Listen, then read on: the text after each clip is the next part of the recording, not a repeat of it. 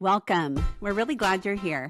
Around our family, the door is usually open, the table's usually full, and somehow there's always room for one more. This podcast is about making room for faith, for family, for laughter, for the messy and the meaningful. It's about inviting you into our family culture and letting you experience the joy and chaos of a big family right alongside us. We're moms, daughters, sisters, and friends. All in different seasons of life, but we're all gathered around the same table. So pull up a chair, take a deep breath, and stay a while, because love multiplies when we make room, and there is always one more seat at the table. Hello, and welcome back to this week's episode of the Room for More podcast. I'm Noel, joined with two of my sisters today. Hi, I'm Faith. I'm Felicity. And today you will notice that it is the three girls that have had babies so far, which means we're going to talk about our birth stories. Can't wait. Actually, this is like such a topic that I get so excited for when people bring it up because everybody's story is so unique and it's super interesting to me, just to hear other people's experiences. So yeah, I've obviously had two children, two live births, I should say, one miscarried. You've had one live birth too. Yes, I have one little girl that's a year and a half. And I have one little boy, and he's 9 months. So I'm the most freshly postpartum. Yep. And mine Yeah. are 3.5 and 2 next week. So yeah, I don't know. Do you want to start with yours, Faith, just because you're the most fresh? Do we Sure. want to start talking? Do we want to do pregnancy first and then go into birth stories, Yeah. or what do we think? Yeah, we can do pregnancy. I feel like everybody's Okay. pregnancy is so different too, so it's interesting. Yeah, it's fun to hear that too. Yeah. Faith, you kick Totally. us off though. Okay, I had kind of a unique journey into motherhood. I think there's a lot of people that struggle with infertility, and my infertility road was a lot shorter than some, but it was nonetheless very a trying time in my life. But ultimately I just noticed that there were just some things that were off for me and had been for a while with my cycles. And so I kind of felt led by the Holy Spirit to look into that and get some answers pretty early on in our marriage. And I ultimately was diagnosed with endometriosis, and I have pretty severe endo. And so I was um, not thinking I was gonna be able to get pregnant until I had a second surgery that was gonna be 8 hours long, and just a very intense procedure. And when I was between my surgeries, um, thinking that I there was no chance I was gonna be able to get pregnant after my diagnosis, that's when we got pregnant. So, just kinda crazy how the Lord works in that way, and He just shows you that He's the ultimate author of life, and, you can have so many cards stacked against you, but, if He knows what His plan is for you. So, we're so, so thankful, to get a positive pregnancy test. I think that in and of itself was just such a, like, redemptive moment. Um, I just can't even, like, put into words how that was for us. How long had you been trying before you got that positive pregnancy test? For about a year, I would say. Yeah, it was right around a year that we had been trying, but probably like 6 months into my like diving into my personal health and stuff. Um, but yeah, I think in the moment we were very much in denial, and I had also gotten a bunch of labs back in addition to my endo about how my hormones were not in a great place. And so I think I had a mix of emotion of fear of like knowing that my hormones weren't in a good place, scared that my body wasn't going to be able to support the pregnancy, but also so thankful because I think in the back of my mind I didn't know if I would ever see a positive pregnancy test Mhm. after so many negatives, and so I just felt so, so blessed. Literally, the moment we found out, was right before we were going to mass. It was like a holy day, I wanna say. Oh, it was in November. It was, the All Souls Day, and so Oh, we were preparing to go to mass, and last minute, I was like, "I should just take a test really quick." And so it was kind of nice that we went to mass because it gave us time to process, but I Were called you my late to your doctor period? right Or away. was it just like before? Yeah. Yeah, but it was literally the month that I had surgery, so I had Oh. taken this pregnancy test really late because I was like, "Oh, the surgery just threw off my cycle." mhm. Mhm. And so, like, I seriously did not think it was even possible. That's crazy. Yeah, it was really crazy. But I do remember, like, we pulled up to mass, and that's when I got the call back from the, off or it was, like, after hours nurse, and when I, like, explained the situation, she was like, "Well, let's be cautiously optimistic," because of my situation, it was like yeah, that's not the words you wanna hear, but I think that What? Yeah. she dealt with a lot of, like, high risk pregnancies. So, ultimately, she just told me to, like progesterone was what I was really deficient in, and so I needed to kinda up my dose right away, and here we are today. After a lot of, progesterone, supplements, we did, the had to do shots multiple times a week of that, and, got my levels tested every other week just to be sure, and ultimately, I had a very healthy pregnancy. I felt very blessed. Definitely lots of, like, morning sickness, and I think with progesterone, it does enhance some of your symptoms because it helps to make sure that you're having a healthy pregnancy. So, those Mhm. symptoms that tell you you're having a healthy pregnancy, like nausea and exhaustion and fatigue and all those things are even more heightened when your body's getting that type of support. So, I do remember that being really hard. And I don't know if Which you guys can sucks, but speak. also sorry, I was gonna say that sucks, but No. also it's like a good sign when you're that sick because 'cause you're like, Yeah, "Okay, I know I'm pregnant." Like, there's no Yes, it's doubt that, like, absolutely. reassuring. there's something going wrong. It's your like reassurance before you have kicks that you're feeling. It's like, Yeah. oh, Totally. like everything's going well. Some peace of Yeah. mind. And I will say, like, you guys can probably relate to this too, but, like, when you're in the hardest season of your pregnancy, the first trimester, that's when people in your everyday life don't know about it.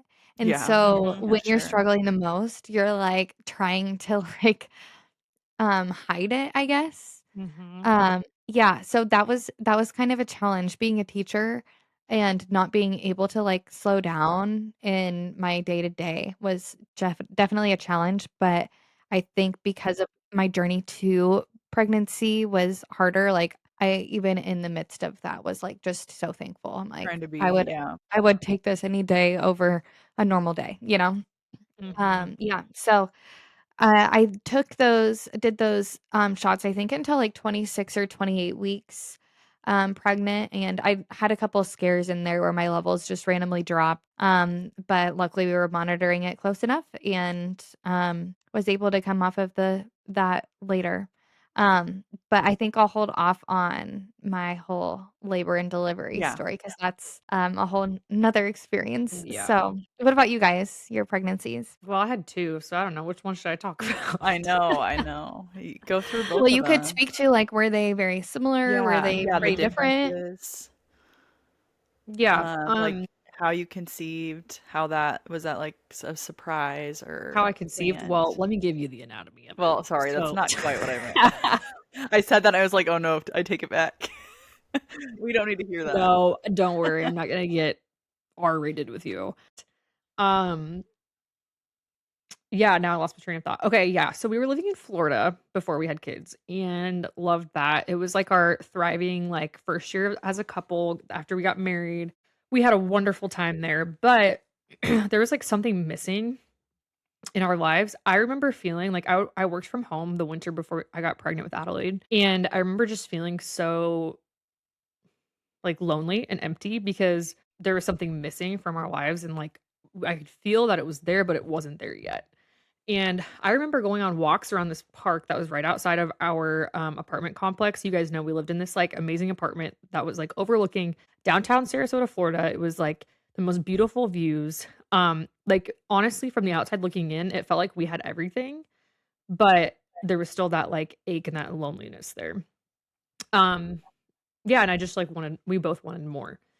But I remember I'd go on walks around this park and just, like, feel like something was missing, and I would be praying over my lunch hour going on walks, and I would just feel like God was telling me, "Okay, you're lonely now, but just wait because pretty soon you're not gonna be lonely at all. It's gonna get crazy, so just enjoy this time." And I was like in my head, I'm like, "Oh, I can't wait for that." Like, I wish I was already in that place, but it was like I was kinda getting a foreshadowing at what was coming.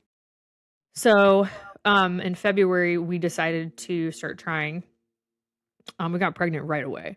So this is a quite different story than Faith's. It was just like the first month we were trying, we got pregnant, which was a big blessing. But I think that I hate to say this because I don't want anybody who struggles to conceive to feel like I'm taking it for granted, but it is a cross in and of itself, I would say. Um it's a big blessing, but also to know that like we have to be so careful that we're probably going to get pregnant every single time that we Yeah. have sex. Can we say sex on this podcast? I think Every so. I don't know. I Okay, guess. maybe we'll put a thing at the beginning that says like if you have kids, don't let your kids listen to Yeah, this with good you. idea. But like every single time we have sex in the fertile window, we're definitely going to get Yeah. pregnant. Like there's no way. And not to say that that's how it'll be forever, but like I just lived in a space of almost like fear for a while where like it was such a blessing to have kids, but once we had Adelaide and then we got pregnant with Elliot 9 months after giving birth to her, like literally we honestly to this day are like I'm not even sure how that happened. Like we've tracked my cycles and I think it was just like we were like one day too late, one day too early, one of those things.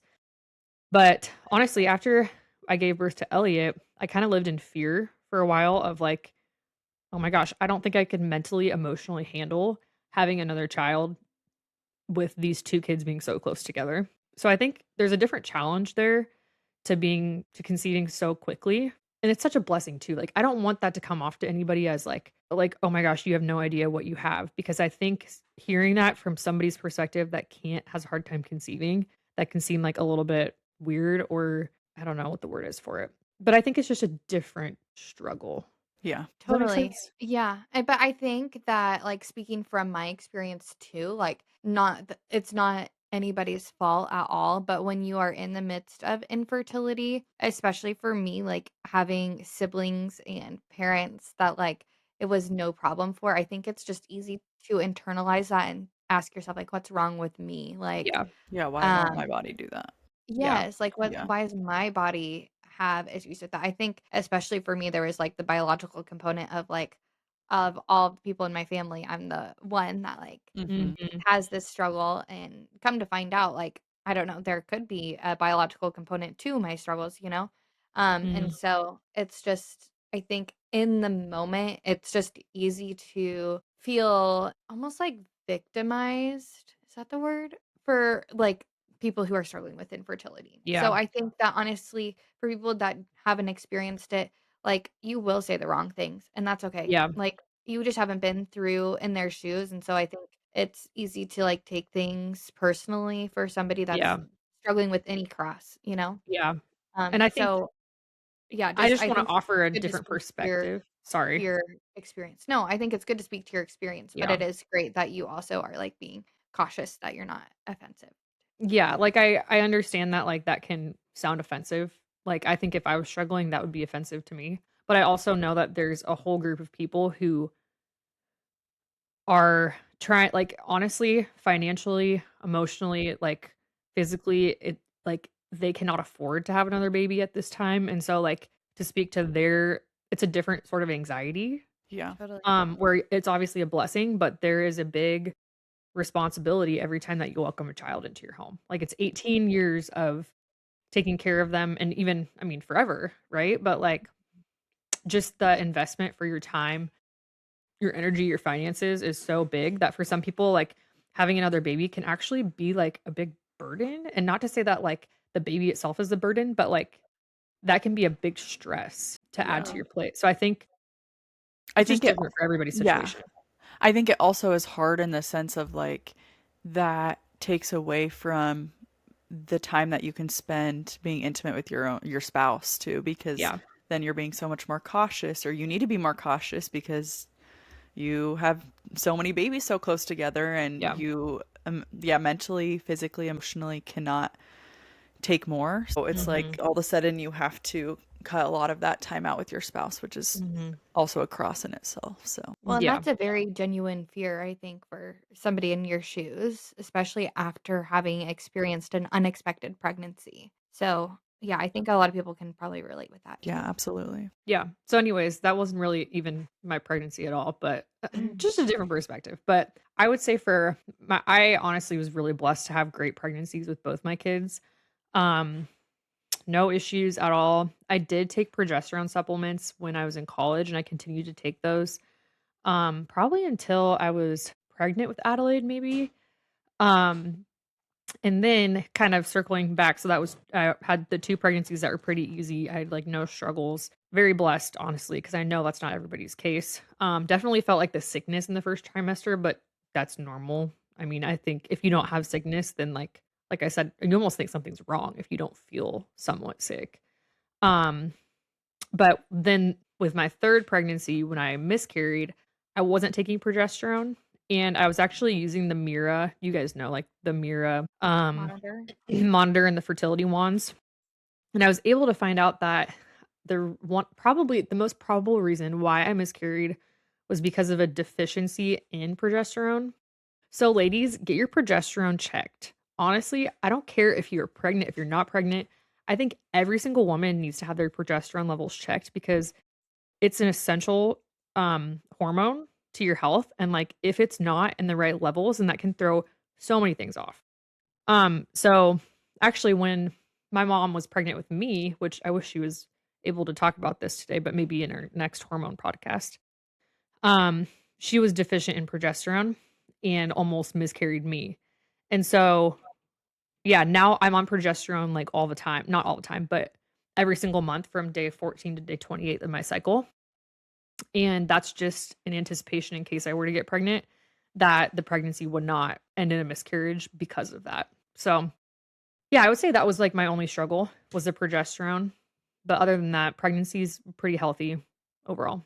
It's crazy how literally all of us have low progesterone in our family. It makes you wonder, like, I think it is biological, but it does make you wonder, like, how many women in general have low progesterone. Yeah. Without knowing it, because I feel Yeah. like yeah, because part of the reason why we've all found it too is because, like, if one of us had that experience, it's like, then another one did. So Mm-hmm. now I Like, go think get a your levels couple of checked. us were like, "Oh, we should probably just go get ours checked," and all of us Yeah. are like, "Oh, we need some supplement here." So, Crazy.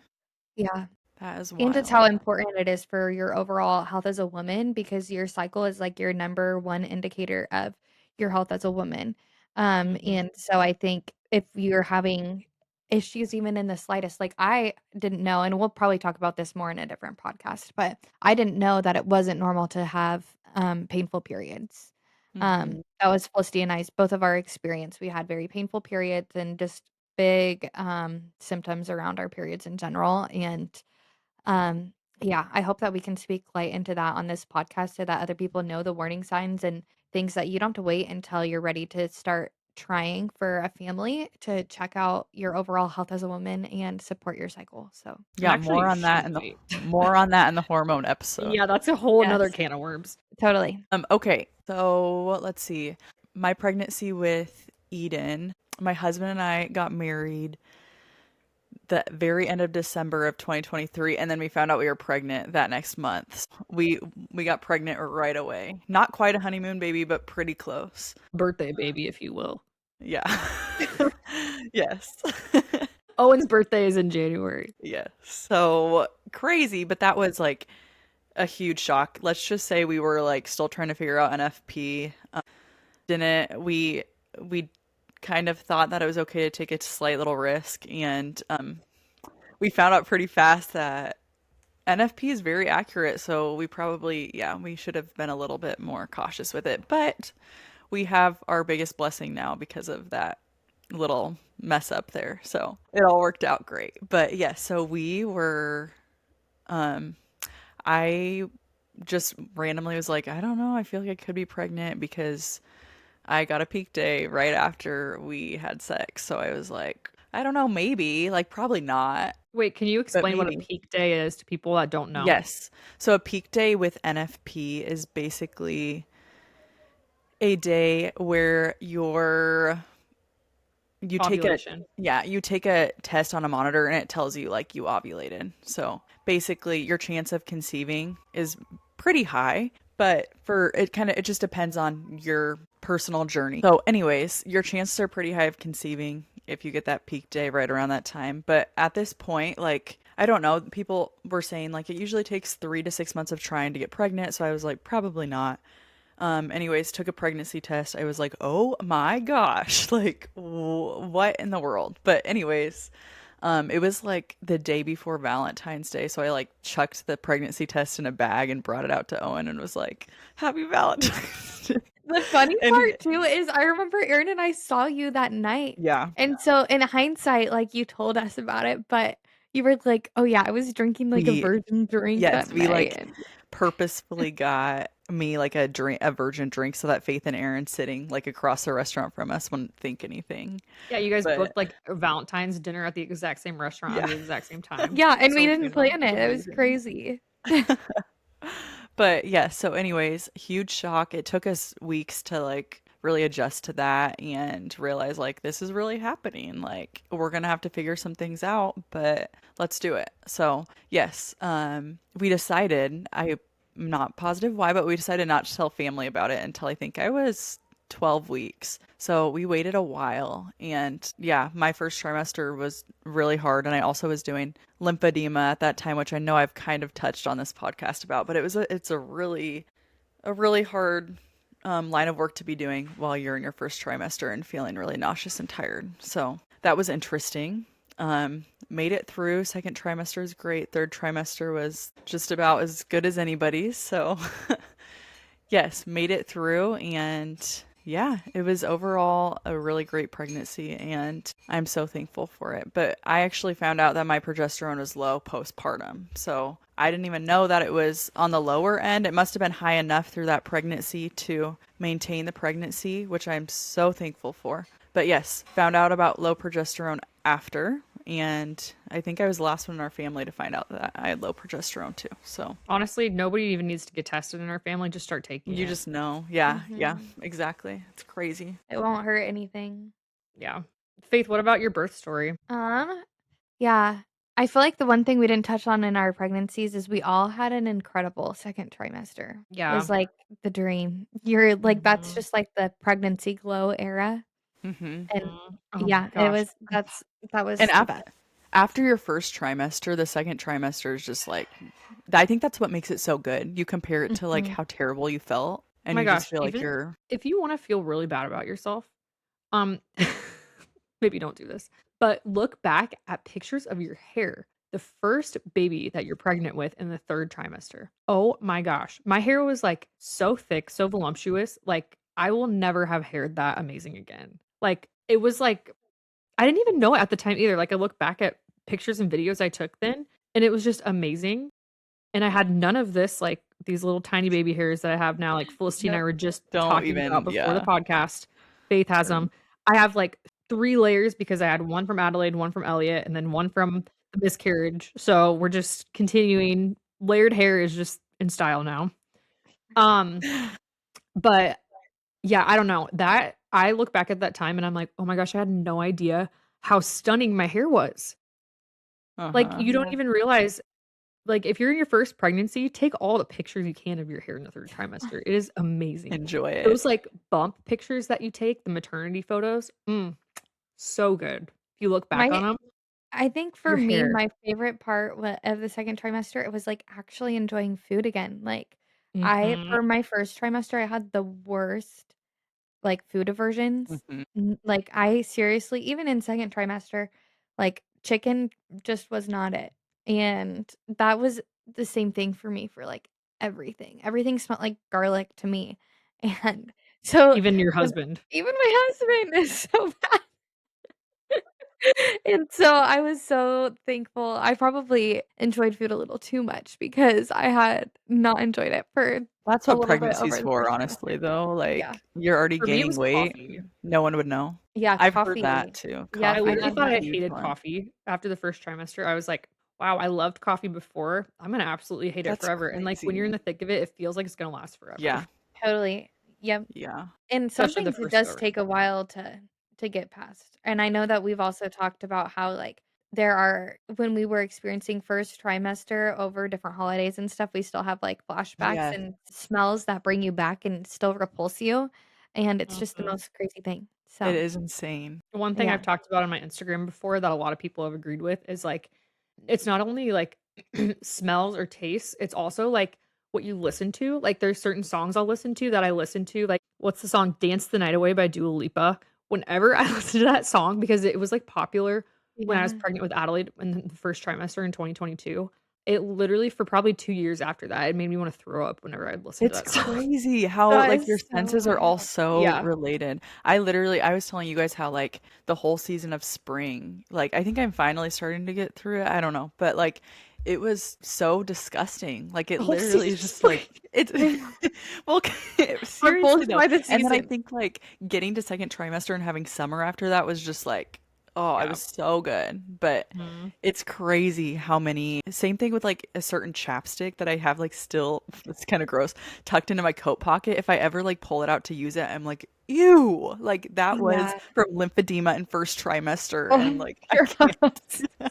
So Wait, bad. what you're kind the of chapstick lymphedema was it? chapstick. It's like some like pina colada thing from a Like, grandparent. I don't know, but it was a oh, really good one, but it has a very distinct smell. well, I was gonna say, like, I just want to make a mental note to like not buy this for you ever again because I don't want to trigger some like Yeah, past don't do it. wound. I don't think you could find it anywhere, honestly. It was Chapsticks totally are fine. like that for me for other things though. They Like Yeah. I pull one yeah. out that I have currently and it brings me back to like a mission trip I went on in high school. And I'm like, Carmex wait, brings What? me back to the Holy what? Land. It's like the Yes, weirdest thing. it's It's so wild. chapstick. Something about it. I don't know what it is. Yeah, something about Chapstick chapstick. is the portal to our past Well, life. probably because you're It like really is. applying it when you're like experiencing those memories or Yeah. something. I So it's don't like know. directly linked to And the you're always memories. smelling it because it's by your Yeah, Yeah. lips. yeah. That's I don't know. crazy. Anyways, Insane. so Birth labor and stories. delivery stories, yes. Okay, so for me, oh my goodness, mine was kind of a crazy story too. So I went in, what would it be like 30, 36 weeks, I think. Is that a Yeah, I time that feel you like go you into were right at the enrollment? cutoff for the NICU, so you might have been Yes. 37 or like 36 and Yes, 6 or it was something like that. 36 weeks. Yeah, when I Yeah. went in and found out that Micah was for sure breached. And they had thought he was before, but this time we like did the whole ultrasound to be sure. And yeah, he was definitely breached. And I really had my mind set on like a natural birth. And so that was like honestly like I really had to grieve the possibility of not being able to have a natural birth. But when I found that out, I was like, well, he might think he's breached, but we're gonna get him to flip. And so because they had told me I could do the is it called an aversion, I think? Yeah, aversion. Aversion, yeah, Where where you they, try to like, flip him. physically try to flip him, and I was like at first when my doctor brought it up, I was like, "Yeah, we're gonna do it." And then, I talked to a couple people about it, and I did some of my own research, and it's actually a very high risk procedure and more pain, they from what people said, more pain than you would ever feel even in the midst of, like, childbirth. Um, Ooh. yeah, because basically my doctor explained it, it's like they have, like, 3 of their most, like, strong male nurses and doctors, like, literally get on top of Love this bed that. with you and all push in different directions trying to get the baby to flip. Like, That that sounds just so doesn't traumatic. really sound And it well, doesn't first of all, sound traumatic safe. for me, but also, like, wouldn't that be traumatic for the That's what baby? I'm Like thinking. Like and pushing there's, like, even on like the risks placenta that hard. Like exactly, there's risks of they have to What have, the like, certain freak? people in the room during it because there's risks that it can, like, rupture part of the placenta or the, like, connection of the Umbilical cord? umbilical so cord, then or you it can could need get like an wrapped around their emergency neck or something. C-section. Yeah. That So seems like they need to, like, not have that be a thing. well, Yeah, and I that's think scary. the chances of it working are, like, 50-50. Like, so 'Cause the it's baby just, could like just flip right back too. yeah, and so instead of Oh my doing that, God. I opted for, trying some at-home methods, and it was in the summer, so Micah was born in June, and so it was, like, right after I had gotten off of school for the summer, and, we have some, family friends or family that have, like, a pool in their backyard, and so I was literally going to the pool multiple times a day because I heard that that was gonna, like, help In the lift the water. baby up so Yeah. that they could have room to flip. You're doing, like, a water Literally, I jazzercise? looked at things, yeah, I looked at different things of, like, it was like, do somersaults in the water. I didn't actually do that because I Wait, was like a what? whale. I was like, I feel like I'm gonna hurt myself or the baby if I start doing somersaults in the water. I can't even imagine that. You can totally But see Faith doing that. I Playing mermaids. literally, because I was on summer break, my entire day was dedicated to flipping this baby. And so I was like doing all of the stretches and exercises. Like they have one where you like put your feet up on the couch and then you put your head down on the like ground. Like you're basically having it so like the gravity is gonna hopefully help move the baby. Didn't you do But like YouTube videos, like yes, yoga stuff? Or yes, not yoga, but like flipping all the things. like I tried exercises? everything. I even this is kind of funny because okay, so when I actually went into labor, what happened is I literally had just gotten back from the pool trying to get him to flip. Aaron and I had eaten dinner and our house was under construction. So we had like a Under picnic dinner on construction. the floor. And then I still smelt like sunscreen and everything.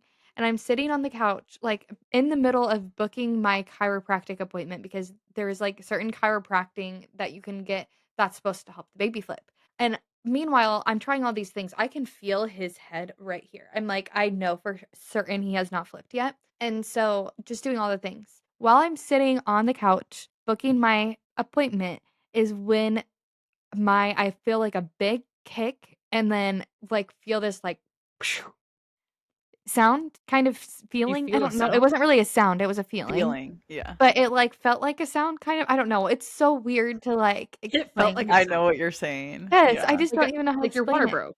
Yes, and it was like, when they say it, you know when your water breaks, you know when your water breaks, like, it was Like you crazy could how much pee your and I'm pants. on the couch, and so I, like, hop up as fast as I can because I'm like, "I don't wanna get this stuff all over the couch," and I run over to, like, our hardwood floor, and I'm, like, yelling at Aaron, he was, like, downstairs organizing something, and I'm like, "Come up here," he was, like came up thinking I, like, got hurt or something, and I'm just, like, standing there, I'm like, I In your think puddle? we need to go into the hospital." So, yeah, I called my doctor and, my labor started right there, right after, my water broke, I started contracting really quickly, and so I called my doctor, I was like, "Can I at least, like, shower? I still have, like, sunscreen on me and chlorine," and so she was like, "Make it fast," because we're also 30 minutes from our hospital. So, And then you um called me after that.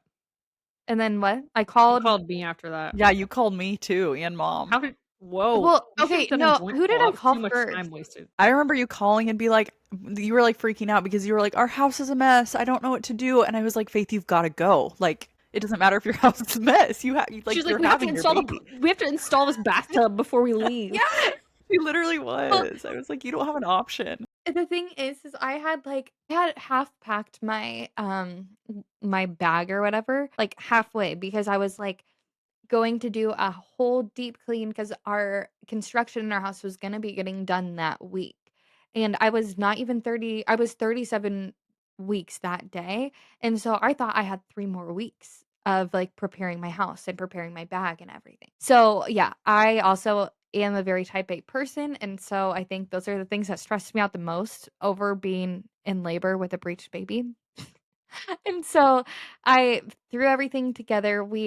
Since our shower was under construction, I broke into my sister's side of the duplex so I could shower at her house. And yeah, we hopped in the car and we're on our way.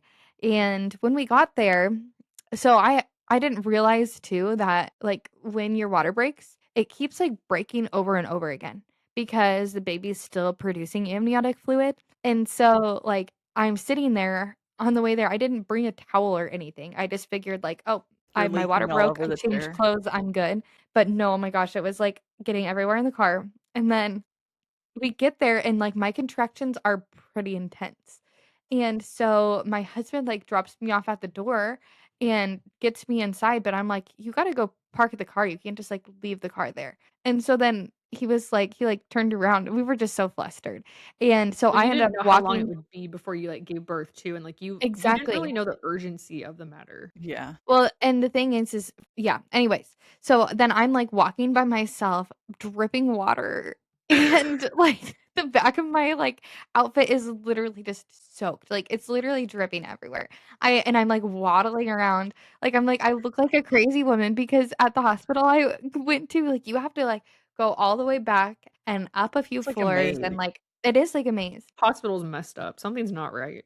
And so We're not I gonna name names, but I get there to check myself in and, like, I had called ahead, or my doctor had, so they knew I was coming, but, like, there was no urgency there. I'm, like, contracting and, like, ringing or picking up the phone. There's nobody at the desk, and so I'm like and then when they come, they, like, have me fill this thing out, and I'm just, like, so annoyed because 'cause I'm in active labor, and I have to fill this dang thing out before they'll I even take hate me that. back.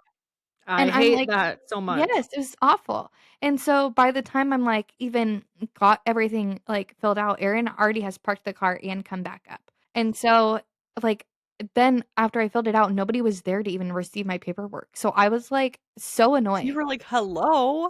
Yes, You're I'm like, "Let like me just give birth right here, right now on this floor." yeah, what? And I'm, like, dripping water. I'm, like, so uncomfortable. It's just, like, it was yeah, all sorts of weird. And so then I finally go back into the back, and they're like, "Oh, this is when" because Noelle was gonna be there for my delivery, but then since I had to have a C-section, she couldn't come back, but she still Yeah. came her and Felicity both came to the hospital because Felicity lives really close to the hospital. And, yeah, anyways, it was just wild. They were like, "Oh, we have to confirm that he's still, like, breached." And I'm like, "Okay." I, like, can feel his head, but, like, I get it. They have to confirm it. So the girl comes in to confirm it with the, like, ultrasound, and she's My like, gosh. "I don't think this really looks like a head." She's I like, "I literally think I'm seeing, cannot. like, That lady organs here." And I'm like, "Girl, I'm telling you, like, Go I get someone feel else. his head in my ribs. I've been feeling his head in my ribs for, like, the last few weeks. Like, that's his head." the way I wanted to drop kick her out of that room, I was like, "Ma'am, I'm sorry. This is not the answer we need right now, and this helps absolutely no one. There's definitely a head in there. We know there's a Yeah, head." what? And It was 'cause like she was the telling me reason they that, like did that is they tried to feel for his head and couldn't feel it. They were like, "I feel something, but it's not his head." And so anyways, it was like eventually the they most confirmed. well, the way that she said it too was like the least comforting thing that you could hear at Yes. that time when you're Well, and like I'm here panicked. Mhm. panicked, in labor, in pain, and she was the least reassuring person ever. I'm like, "You're supposed to be helping me, like, She like deliver my shrugged her baby shoulders and safely." left. She's like, I don't know where it's at," and she just like ran out of the room. Yeah, I was like, "What?" And then the You other had nurse, such a like, weird came in experience. and yeah, it was such a weird experience. It The other was nurse really came in, weird. and I'm, like, in pain, and she was like, "Sorry, I was just helping another woman in the hallway who almost passed out in pain." And I'm like, first of all, like, All patient right. confidentiality, who? Like, I I don't know, it was know. just so weird. And so eventually, they had confirmed that he was breached and told the, like, surgical side, but somebody was just finishing up their own, C-section. So the surgeon came in to like check me out and explain to me the procedure, and she saw how much pain I was in. And she was like then they like checked me, and I had progressed really quickly. And she was like, "I'm going to go light a fire under everybody's booties and we're going to get this going," because she was like she literally said in there, she's like, "I'm not delivering a breech baby today." So, like, I was thankful that she had some, like, urgency because everybody else that I was experiencing, I'm like, "What is going on here?" Well, It isn't was it so also bizarre. like they cannot deliver a breech baby at the hospital? Like, I think it's like Yes. literally against the law or Yeah. something like that, where like I they don't they know. like cannot do it on I purpose, think you there's a know? lot more liability with it, and Sure, so yeah. because it's just more risky. It's really risky, yeah. Yeah. Yeah, and so, anyways, she after that surgeon came in, then everything happened really quickly. They pulled me back into the back room. Noelle had brought her tripod, which I was so thankful for because, the we asked the doctors and we were like, "So, like, are we allowed to, like, set up a camera to, like, record the birth?" And they said, "Yeah." They're like, "Nobody's ever done that before," which shocks me. That makes But they sense. were like, "Yeah, we that's totally fine." So, we brought it back there, and it was actually so sweet. I loved the team ever after I got past the labor and delivery side of things. The team that was in there and postpartum and everything was Mhm. amazing.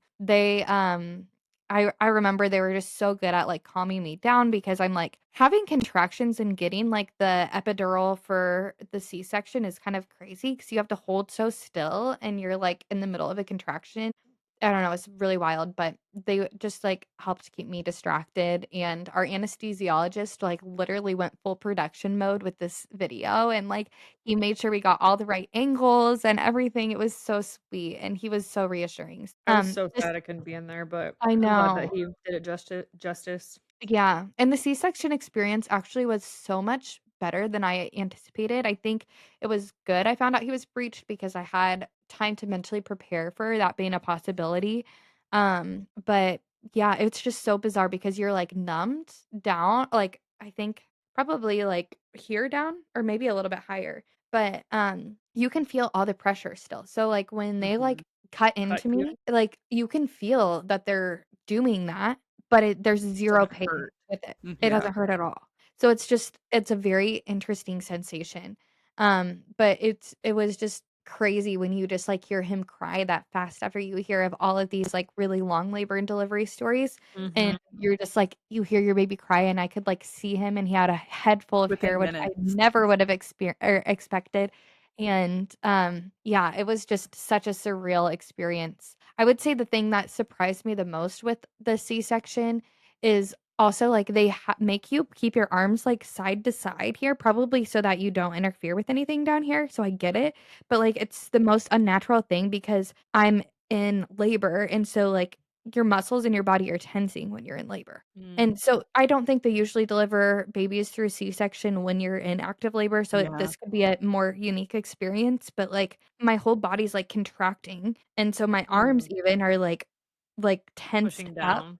Yeah. Yeah, and so, like, I'm trying to keep them side to side, and it took so much, like, energy and effort to keep them there that when they did hand Micah to me, my arms were so fatigued trying to hold him, and my body's just, like, going through like, you're kinda, like, shaky and jittery and going through all the things, but it was a Mhm. very, very beautiful experience in all, and I just can remember that moment of when I got to, like, hold him and hear him for the first time, and yeah, there's nothing like it, It's so I so still sweet. will never understand how they do a C-section. Like, that it kinda freaks me out, but also I mean, it's amazing, but it's also like, how the heck do they just cut you open and, like, you're fine part I afterwards? really to this day have a hard time understanding, and maybe if there's any medical people listening, you're like, "I probably sound so dumb," but when they were, like, stitching me up, they did dissolvable stitch or dissolvable, uh, Staples? staples.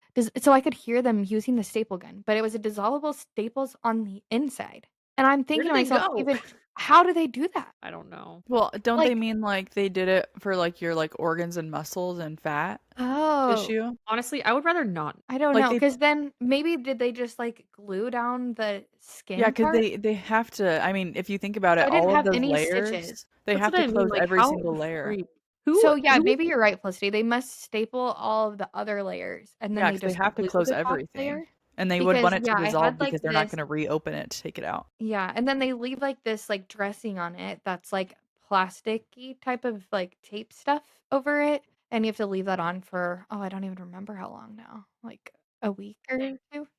Probably a this week. is so I don't random, but I'm looking up right now history of C-sections because 'cause I'm fascinated by it. Mhm. Says that until the 1920s, it was considered obviously a fatal procedure until they had anesthetics and antisepsis, with modern techniques Wow. stabilizing I in the believe it. 1920s. That's Which crazy. honestly, 1920s seems like really early to me. Like, I thought it would be more like Mhm. the 50s.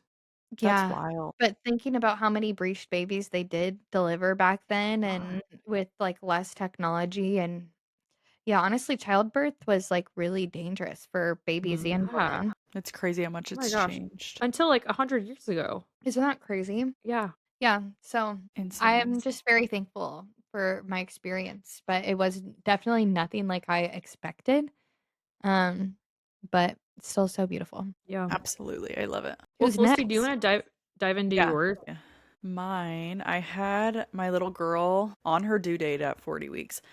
Um, about a few days before I got a membrane sweep, and that was supposed to kick things off, and it really didn't. But eventually, a few days later, things started at home, and my contractions were really close together. So I went into the hospital because my contractions were like 2 to 3 minutes apart, but they weren't very painful. But I still was like, but they said if they're this far apart, I should go in. So I went in thinking like, oh, I must be pretty far along. Well, But also, you had no gauge on, like, how no, painful you they were have going to get.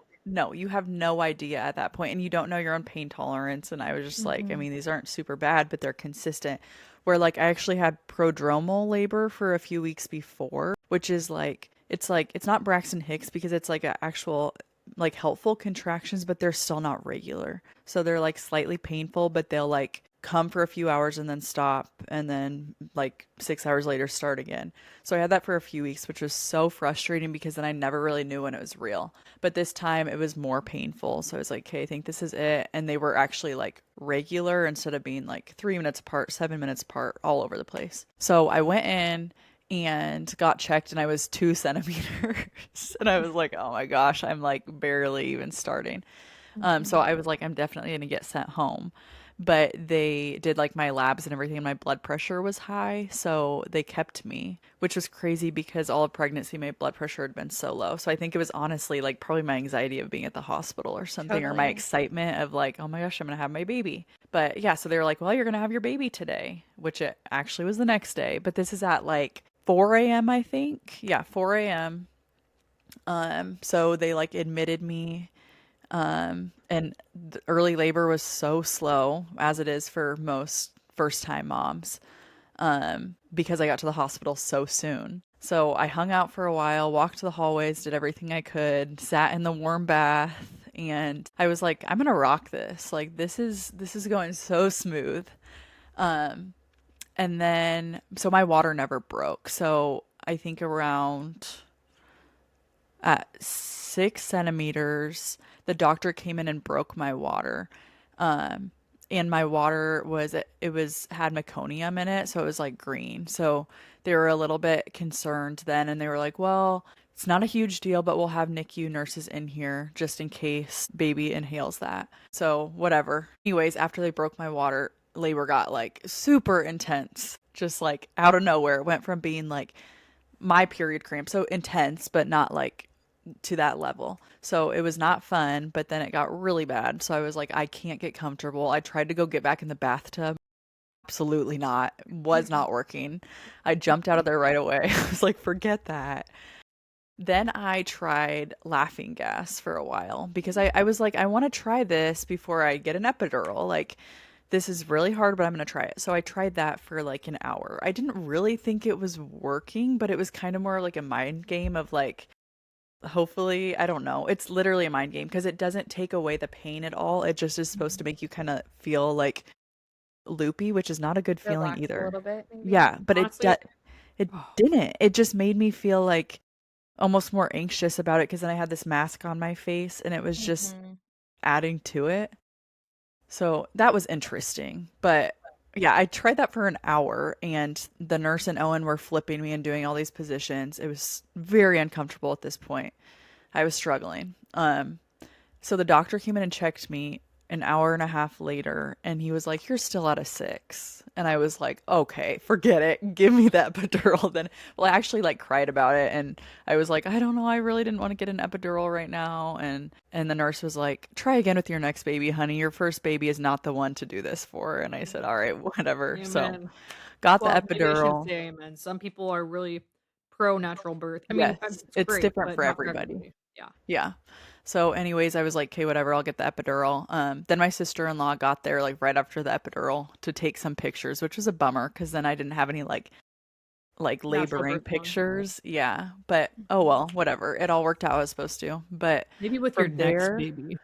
yeah, we'll see. Maybe with the next one, we can try again. But from there, I had some other issues because, well, first of all, the anesthesiologist that gave me the epidural was in like a huge rush. He like stopped by, he was like, I can do this super quick, but I got to be in a surgery in 5 minutes. And so he Oh my like, I gosh. know, I was like, It's like, okay. jab. He literally came in, he was in there for like less than 2 minutes, did the Oh my epidural, was god. out of there, whatever. It was fine. But then so I forgot to mention this. I also had this really bad face, your face. Your face was like frozen. You're like, Wish we would have gotten a picture of that.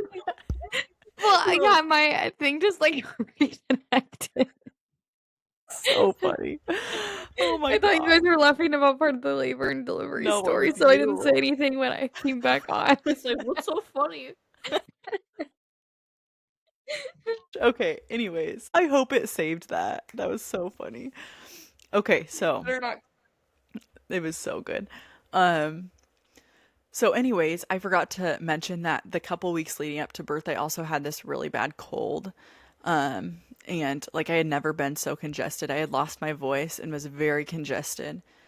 And this epidural, for some reason, I don't know if you put it in the wrong spot or too much, like too high of a dose. I don't know what happened, but it affected me like up to my lungs. And so I wasn't able to cough and it Oh was my God. terrifying. So I like could That is not get scary. comfortable because I was like, I feel like I can't breathe when I can't cough. And the nurse came in and she was like wiping my skin with a wet washcloth and she's like, "Can you feel this? No. Can you feel this? No." And she's like, Oh my gosh. I think we need to like adjust it, but they can't adjust it a lot. They can just turn it down." But whatever. So that was alarming. Then Yeah, that's terrifying. yeah, it was scary. And then I started throwing up, so they gave me this like medication to help me not throw up. But the medication we found out had a side effect of like severe anxiety. And Oh they're my also like, God. if we would have known that before, then we wouldn't have given it to you because you're on anxiety Did they medications. And I not was know like, that before? you That have they my have the whole chart. chart. Yeah. But Yeah. anyways, they had given me this medication and then I like 20 minutes later I had this terrible panic attack, probably because I couldn't breathe. But I was freaking Yeah. out. You can't move when you have an epidural. And I couldn't move anything but my head and neck. And it was so scary. So I literally How did you Not breathe? even Like your honestly, arms? it how was did you scary. breathe? I could breathe, but it was like shallow breathing. I couldn't cough, if that You makes couldn't move your sense. arms?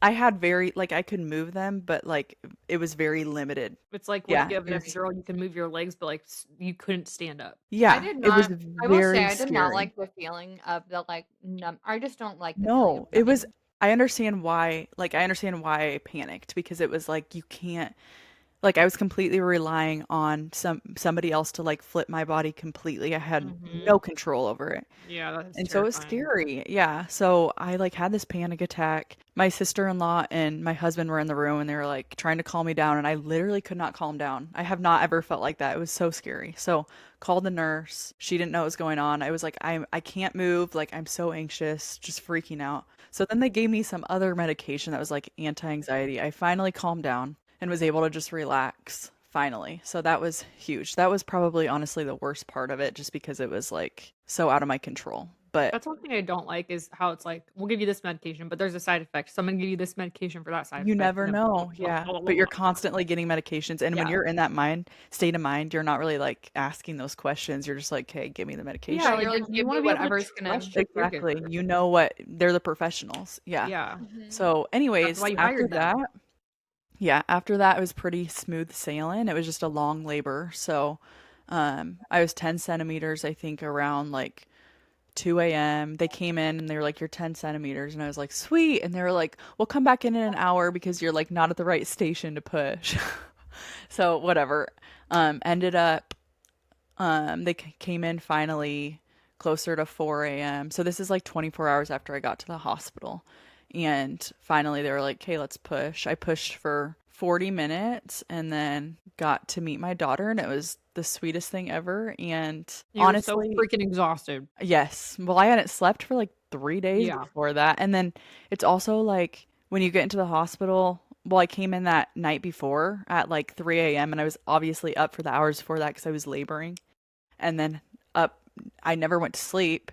And then you have a baby at 4 a.m. You're not going back to sleep. It's just, yeah, it's a whole nother level of exhaustion for sure in the Yeah. hospital. But It's like a yeah, out of body experience. it really is. But overall, it it was very unique. I feel very blessed for how it went.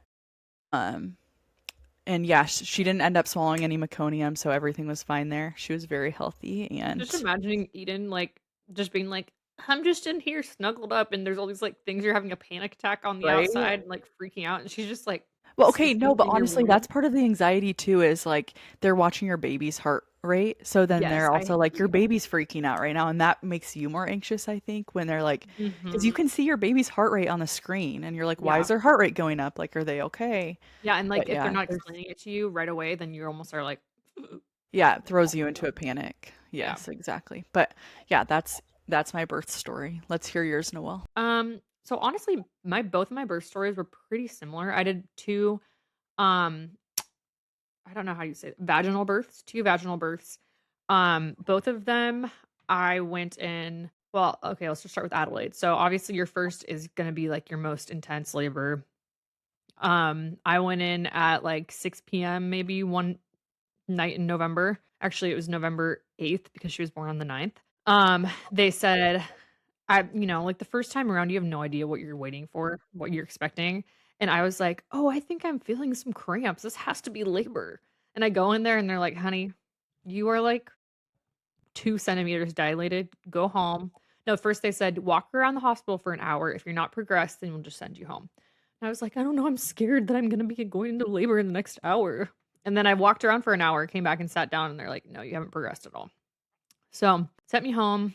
And then funny thing is on the way home, Austin and I stopped through Dairy Queen. It's weird for me to think about this now because I'm like, how did Austin and I go somewhere without our kids? Oh, wait, they weren't born Huh? yet. It's crazy. So wild. We were at Dairy Queen in the drive-through, and I remember I just started feeling like these contractions and they started picking up, and I was like, oh, this is a little more intense. So I called Felicity because she was the one that I wanted to come help with the labor and delivery. So she met us at our house, and she burnt her hand on some enchiladas, a pan of enchiladas, which I think we explained in previous episodes, but she made some enchiladas while I was showering quick. Then she braided my hair. We ate. I don't even know if I ate. I don't know if I we don't really think you ate. did. Yeah. Because by that point, it was like, okay, this is the real Yeah, deal. it So was then, picking up. and we also have a 30-minute drive to the hospital. Yeah. We were like, okay, let's just go. And honestly, by the time we got there, I think I was feeling in pretty intense pain. Felicity, do you remember? I don't literally Yeah, like I can't really remember you remember. like trying to go on your birthing ball and you were pretty uncomfortable. And Yeah. then I remember on the way to the hospital you were having intense contractions too. Yeah. And so whenever at our hospital you are in labor, like after the hospital's like visiting hours, you have to go in through the ER. So we went in through the ER and then they have to like wait, check you in, all this stuff. And then you go to the labor and delivery floor and they have to check you in there. And that's when they like gave me a whole freaking sheet to fill out of like information. And I'm like, ma'am, I literally cannot see straight. I don't know how you expect me to fill this out, but they really wanted me to, so I did. And then went back to the labor and delivery room, and it was a full moon that night, which I mean, like, I think it like gets people to have labor more easily. Like something about like the moon and you know how all the stuff, whatever. Ugh. I was gonna say also for your guys' information, I filled out all of my hospital stuff like weeks before. So I think that's also an option for next time that you can like pre-fill everything out so you don't have to, because I didn't have to do anything once I got there to deliver. Heck, I filled it out with both. They never gave me that Oh. option. It was like I had pre-filled it out, but I still had to do some check-in paperwork or yeah, something. I had to do like a whole check-in sheet of like all my information to just like They did determine ask if I me was who I questions, so said I maybe they was. filled it out for me. I don't know. It might have been the Yeah. same thing. Yeah, I don't know. Whatever it was too much for my brain to handle at Yeah. that time. So we went back. There were a lot of people on the floor because it was a full moon. And then I started going into labor. I had this also, as Felicity said, I had this dream of like a dreamy natural birth. I've been listening to this like Christian hypnobirthing like podcast and like um basically they were telling you that like anybody can have a pain-free birth. It's possible for everybody to give birth without pain and all this stuff. And now that I've been through it twice, I'm like, I don't know if that's true. That seems kind of far-fetched, but I believed it at the time. So I was like, I'm gonna do this natural. It's gonna be Yeah. so good. And I like put in my little AirPods and I listened to this like meditation thing I've been listening to for weeks before just to like get myself geared up for it. Did not work. I listened to it twice and I was like chucked my ear pods at the wall. It's like this is so dumb.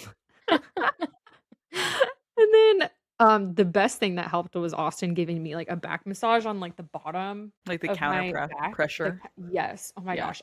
That is what helped all my contractions. And if he would stop, I would like grab him and like shake him, be like, do it again.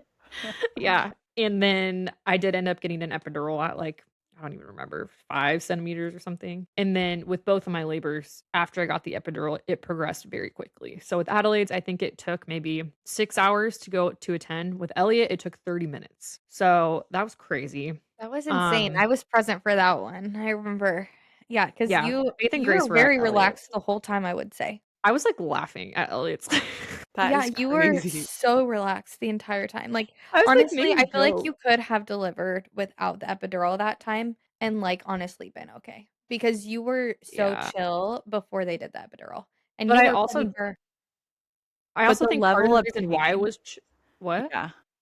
I Part of the agree. I reason why I think think I was chill was number 1, because I'd done it before. The second time around is way less scary. or at least it was for me. Number 2, I had the epidural, and honestly, the way that the epidural affects me is like you talk about laughing gas like not being good for you, Felicity. I freaking love that stuff. I got my teeth pulled, Did my you do wisdom teeth both? pulled. No, I wish I wanted it so bad for the Well, you birth, but should they don't you do it at our when you hospital. have a third baby, you'll have to try. Oh, they don't have No, it. they don't let Oh, you. I shoot. was like, "Oh, what the heck?" They're like, "Oh, yeah, we don't have that yet. There's a shortage because of COVID." So, I don't Oh, know. maybe next But, time. yeah, I don't know if I'll try that, but, anyways, yeah, the epidural, the way that they apparently the anesthesiologist I had both times was, like, the best in the state, like, they told me that before he came in, and so I had 2 very awesome experiences where, like, it was the perfect dosage, only felt numb in the places I needed to feel numb. Afterwards, it wore off pretty quickly, but it was really useful for the time that I was giving birth, so it really helped a lot to progress things, but, yeah, obviously, that's not everybody's experience, so Mhm. yeah, and then they were both born, 2 different, like, semi-traumatic things with both of them. With Adelaide, she wasn't breathing when she came out, so she wasn't crying, and that I was asking them, I'm like, "Why is she not crying? This is my first baby, like, babies are supposed to cry when they come out." And the lady wasn't responding to me, and she just kept trying to, like, hit her back, to get her to cough up and start breathing and cry. And, she couldn't get her to breathe at all. So they called a code pink, which I'm not entirely sure what that means in, like, medical terms, It's like the but kid version of like big emergency, basically like she's not breathing or like unresponsive. yeah. So everybody on the floor came into all the workers on the entire floor came into the room that I was delivering into. It was, like, the most bizarre thing looking back on it. Like, everybody was in there. Not that they were all being helpful because how can you have, like, 50 people being helpful at the same time? I It don't made really no understand it. sense. Yeah. But anyways, um, they were sucking the stuff out, finally got her to start breathing.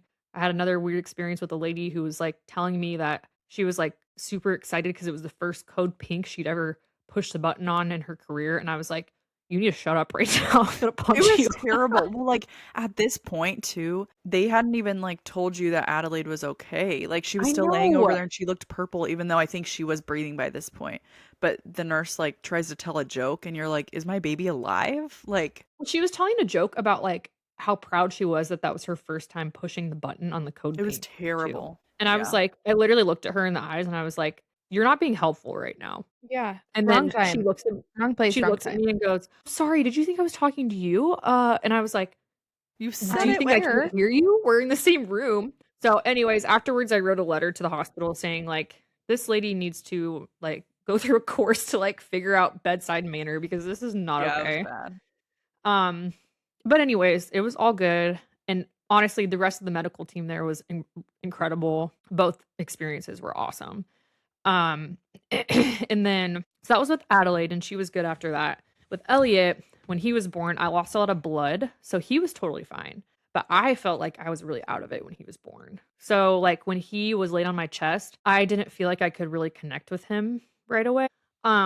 I couldn't connect with him right away, and so that took a little bit more time. They almost had to give me a blood transfusion. Is that what it's called? Mhm. Transfusion? But they were, like, monitoring me, and I guess I was just at enough that it was okay. Um, but yeah, other than that, it was good besides being completely sleep deprived after that, which is to be expected. So, Mhm. Yeah. yeah. I feel like something to add after you said that too, something that I don't think people talk about a lot is that like hard time connecting initially, especially when you lose a lot of blood, like after a traumatic surgery or Mhm. like C-section, vaginal, either way, like when you're losing that much blood and they lay your baby on your chest, most of the time, I mean, unless, I don't know, maybe it's different for some people, but my experience was that I was so out of it that number one, I felt so weak that I couldn't even hold my baby, but also like it's really hard to be fully present in that moment. And then even for Yeah. me, like the couple days being in the hospital after that, I think because you have lost so much blood and you're so exhausted, it's so hard to fully connect to your baby and Mhm. like truly believe that they're yours at that point. I think Yeah, it Mhm. takes sometimes a little bit longer, and that's not always something that's talked about.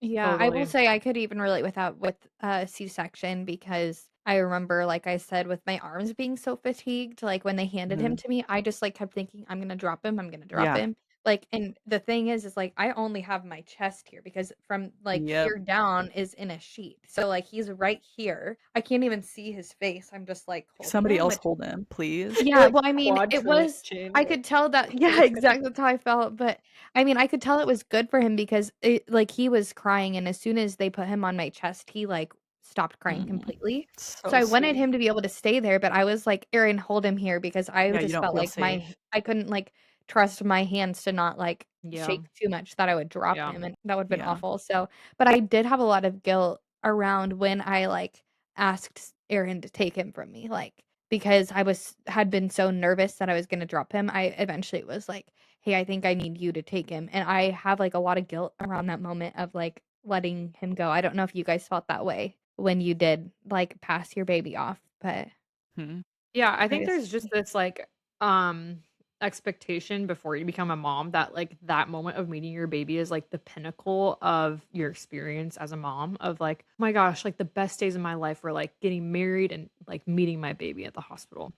And to be honest with you, like I wouldn't say that about myself. Like, yes, it was awesome to like finally the first day you meet them, but I'll put it in the same way that dad puts it from when we were born. When a baby is born at the hospital, you feel like you're just picking up a random person from the airport. Like you don't know Weird. them. Yeah. You have Mhm. no idea who they are and you're meeting them for the first time.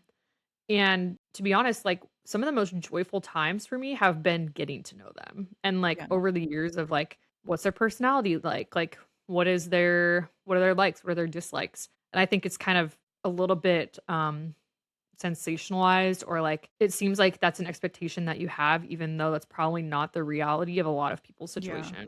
I feel like part of it, like for me, was that, and Faith and I were talking about this, how like you drive by the hospital and it's such like a sweet memory of like Mhm. being there and like because you have the memory of like that was the first time that I met them and like Mhm. so Yeah, much yeah. anticipation built up to it, but I Yeah. don't think that it's necessarily as much of like the feeling of like like you just feel so gross when you're newly Yeah. postpartum. It's Mhm. so hard and you're so tired. But I think it's yeah, more of the emotional side of like that's where we first met them and there's so many Yeah. beautiful memories at that place.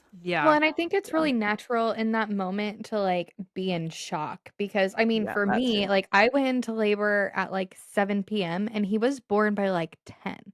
So, like, Quick. that night, I thought I still had 3 weeks before I was gonna meet my baby, and, like, so the amount of shock of, like, your whole 3 life hours has later. changed in 3 hours, like, I don't Mhm. know, I just think that, like, when you have experienced and for you guys, like, you were also exhausted, but I almost feel like we need a whole 'nother episode for, like, postpartum because I feel like there's a lot Yeah. I wanna share about my postpartum experience, like, the good, bad, and the ugly of all of Mhm. that, but I feel like that could be a episode within itself for Yeah, I sure. I feel like we need a agree. series of like 3 Yes. postpartum episodes. Yes. Yeah, that'd be great. Yeah, Yeah. that'd Maybe be we'll great. do that. Maybe this will be like the segue because we're doing birth podcast this week, pregnancy and birth next week, or maybe in the following weeks we want to talk about hormones, and then we could like That goes go into into postpartum postpartum. or something. Yeah, absolutely. Which brings me to the other thing as we're kind of like closing this out. We are now transitioning the podcast to be um every other week instead of every week. We've just kind of figured out with our schedules with trying to like coordinate 5 people's schedules that all have individual families and different busy lives. It's kind of impossible for us to meet every single week. We're hoping to have things like episodes stacked up in advance so that we can just like release them when we need to. But like we didn't release an episode last week, and if you noticed, I'm so sorry. We didn't put anything on our socials that like we weren't posting. So to be honest, it's just really chaotic to coordinate all our schedules. So we're hoping this way we'll be able to make more intentional content for you guys. And this hormone podcast is kind of the start of that. So yeah, as we exit this podcast, why don't we just share what we're making room for this week? Do you guys have Are anything? we gonna do favorite things too? Oh, I forgot about that. Yeah, let's do your favorite things. Okay, my favorite thing is right here, so I'm gonna grab it. My favorite thing is I just got this book for, um, Oh, just Easter stuff, and it's so good. It's Cool. called Easter is Coming. I read it to our Sunday school kids today, and it just goes through, like, the whole story because this is, the week of Easter, Holy Week.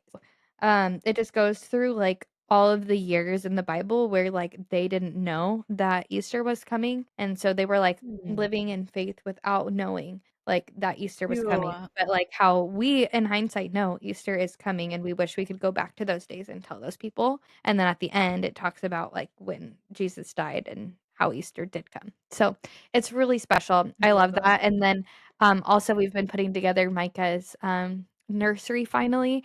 And I'm gonna just show this super quick. It's right behind me. We got this super cute, like, I could have it Ooh, linked to scalloped bookshelf. It's so it's a little cute. I bookshelf. want I one. love Love it. that. Yes.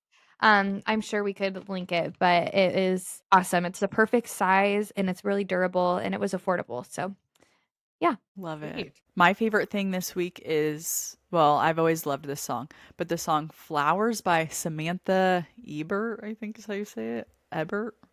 Um, Ever? Eber. It has a T at the end. Er- I Oh, don't know. But it's a very beautiful Christian song.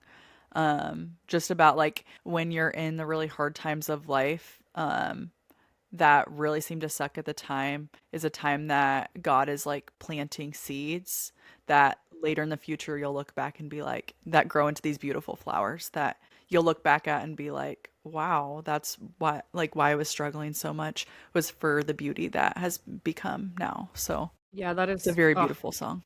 I want to listen to that like right now. That sounds awesome, I'll have especially to during send it Easter over. time. Yeah, it's beautiful. I need to have like this prepared beforehand because like I get to favorite things and I'm like my mind is blank. Trying to think. Special Okay. coffee this week. Oh my gosh, yes. Thank you, Felicity. My favorite thing this week, if you have been watching my vlogs, I've been vlogging on my entire Instagram page. That's what it's all about now. It's just vlogs. So if you like them, come over and watch them.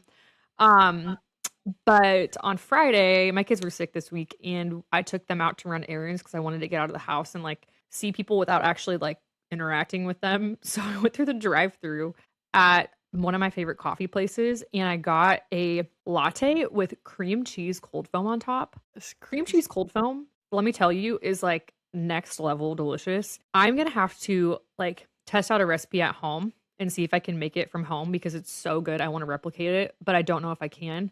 So good. If you have the chance to try a cream cheese cold foam latte, I don't know where you would get it if you're not. Okay, it was from Hardy Coffee Co. If you're in Omaha, try it at Hardy Coffee Co.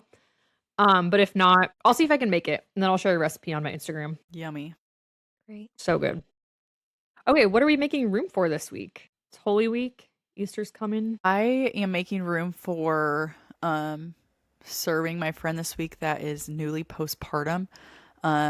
We're gonna bring them a meal tomorrow night, and I'm currently making her a blanket, and I just got her some Ooh. comfy jammies, so I'm excited to get to see them and spoil her a little bit, and also get to meet their sweet little baby. So That's so special. That'll mean a lot to her. yes, Faith, do you have anything? You should go first. Okay. You say that, Felicity, but I'm also making room for that. I had a friend, one of my friends had her, um, let's see, it's her fifth pregnancy, her third baby, third live birth, or not live birth, but third child living on Earth. Um, and she's had a really kind of a tough go around with her C-section this time. So I want to make room for pouring into her too. Yesterday I went to Target and bought her like this really cute baby gift with like a basket and then some things for her son and then also mainly things for her because I don't know, if you think about it after you have kids, you're like, why was I giving them stuff for the baby? they It's like don't the need mom more. that needs stuff. The Yeah, baby has everything they need. They're fine. The Yeah. baby needs their mom. The mom needs like other stuff, you Yeah. know? So, yeah, I'm hoping to spoil her, bring her some dinner. Yeah. And also on that same note, I'm making room for gentleness this week. I have recently been just, it's been kind of revealed to me in prayer and just living situations and circumstances that like I need to be more gentle with myself, with other people, with just things in general. And so, yeah, I'm just making room for that this week and not being so harsh on myself and other people. I think this week I'm gonna make room for being fully present with my family and in like our faith and especially with being Holy Week, I just want to like be fully present to be able to completely unite myself to the passion and resurrection of Christ. So, um, yeah, I also have been really working on being more present with like my family at home, because this is something I feel like I'm always recommitting to, is like not like always like grabbing something like my phone or like turning something on the TV and like just soaking up the time that we do have together. So I love that. Absolutely. Well, awesome. So since we mentioned earlier, we'll be on a bi-weekly schedule. So we will see you guys in 2 weeks for our hormone episode. This is going to be great. So stay tuned. I think we should have all 5 of us on for that episode, because like we all have Hopefully. a lot to give from that, because we're all women. We all have hormones. So totally. thank you guys for joining us. And we hope you have a very happy Easter and Holy Week. Bye. Bye. That was today's conversation. And now it's your turn. Who can you make room for this week? Who might need an invitation, a listening ear, or a seat at your table? It doesn't have to be perfect, just open. We'll be back next time, gathered again with stories, faith, and family. Until then, Pull up a chair and follow us on Instagram at Room for More Podcast. There is always one more seat at the table.